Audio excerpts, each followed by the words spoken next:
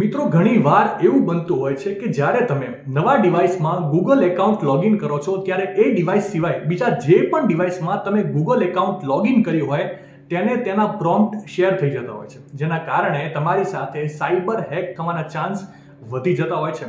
તો મિત્રો, આ સમસ્યાથી બચવા માટે તમારે સૌથી પહેલા તમારા ફોનમાં ગૂગલ ઓપન કરીને પ્રોફાઇલ પર ક્લિક કરવાનું છે. ત્યારબાદ નવા પેજ પર મેનેજ યોર ગૂગલ એકાઉન્ટના ઓપ્શન પર તમારે ક્લિક કરી દેવાનું છે અને ત્યાં ક્લિક કરશો એટલે તમારી સામે એક પેજ ખુલશે.